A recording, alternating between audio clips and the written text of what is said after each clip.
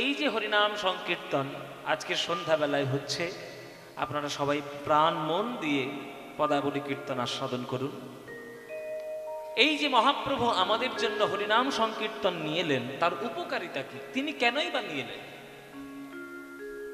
মহাপ্রভু যে জন্ম নেবেন, এটা তো শাস্ত্র মতে অনেকে যারা তর্ক করবে, বলবে দশাবতারের মধ্যে তো মহাপ্রভুর বর্ণনা নেই, তাহলে মহাপ্রভুকে আপনারা ভগবান বলছেন কিভাবে?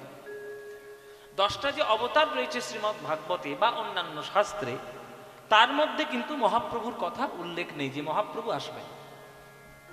প্রথম অবতার হয়েছেন মৎস্য অবতার, তারপরে কূর্ম অবতার, তারপরে বরাহ অবতার, তারপরে নরসিংহ অবতার, তারপরে বামন অবতার, তারপরে পরশুরাম অবতার, তারপরে ভগবান শ্রীরাম অবতার, দাপর যুগে বলরাম অবতার, কলিযুগে বুদ্ধ অবতার, কল্কি অবতার এখনো বাকি আছে। এই 10টা অবতারের মধ্যে আমরা কি মহাপ্রভুর কথা পেলাম? মহাপ্রভুর কথা শুনলাম কি যে মহাপ্রভু আসবেন? না। 10 অবতারের মধ্যে ভগবান আসবেন, এটা মহাপ্রভু আসবেন এই কথাটা বলার নেই। কিন্তু এটা তো তার জগৎ, এই বিশ্বব্রহ্মাণ্ড তো তার সৃষ্টি, ভগবান কৃষ্ণের সৃষ্টি। সেই কৃষ্ণ ভগবান তার জগতে কখন কেমন করে আসবেন সেটা কাউকে চিঠিপত্র দিয়ে তিনি বলে আসবেন না। আমি যদি আমার বাড়ির মালিক হই, আমার অফিস থেকে আসার কথা হয়তো সন্ধ্যা 7টার সময়, কিন্তু হঠাৎ মনে হলো আজকে আমি অফিস করব না, আজকে একটু বাড়িতে সময় কাটাবো। আমি সকালে গেলাম অফিসে 10টার সময়, কিন্তু 7টা পর্যন্ত থাকলাম না, আমি 2টোর সময় চলে এলাম, আর গেলাম না অফিস। তো এইটার জন্য কি আমাকে কেউ কি হাইকোর্টে নোটিশ পাঠাবে নাকি যে তুমি 7টার সময় আসার কথা, তুমি 2টোর সময় এলে কেন? আর এটা আমার ঘর, আমি মালিক, আমি কখন আসবো না আসবো সেটা তো আমার ব্যাপার। তেমনি বিশ্ব ব্রহ্মাণ্ডটা ভগবানই তার মালিক, তার জগতে তিনি কখন আসবেন আর কেমন করেই বা আসবেন এটা তিনি ডিসাইড করবেন, তিনি সিদ্ধান্ত নেবেন, আমরা নেব। আর যদি শাস্ত্রের কথা বলেন, মহাপ্রভুর আসার কথার ইঙ্গিত শাস্ত্রে আছে, সেই শাস্ত্রটা খুঁজতে হবে, শাস্ত্র খুঁজে সেই শ্লোকটি বের করতে হবে। কোথায় রয়েছে? শ্রীমদ্ ভাগবতেই রয়েছে মহাপ্রভুর বর্ণনা।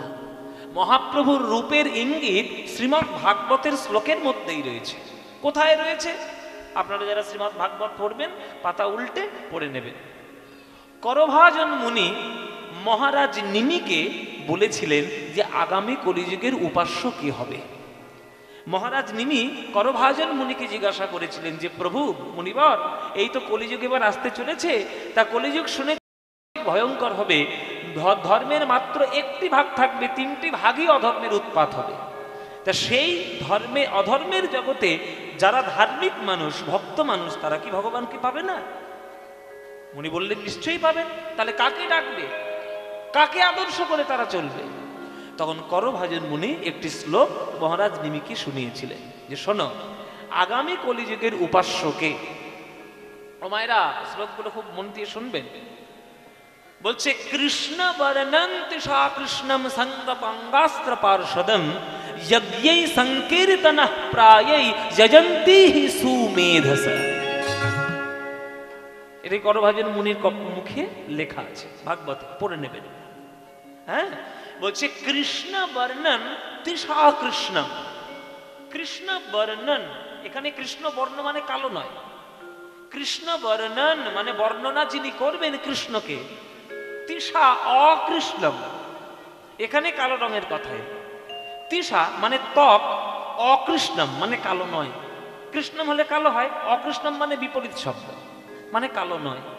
তাহলে যিনি ভগবান কৃষ্ণকে বর্ণনা করবেন আর তার অঙ্গের রূপ হবে অত্যন্ত ফর্সা, কালো নয়, সঙ্গপাঙ্গাস্ত্র পার্ষদ, একা তিনি আসবেন না, সঙ্গপাঙ্গদের নিয়ে তিনি আসবেন। তিনি কি করবেন? যজ্ঞ করবেন। কি যজ্ঞ করবেন? কলিযুগে তো যজ্ঞের বিধান নাই, বলে না, ওই আগুনে ঘৃতাহতি যজ্ঞ তিনি করবেন না।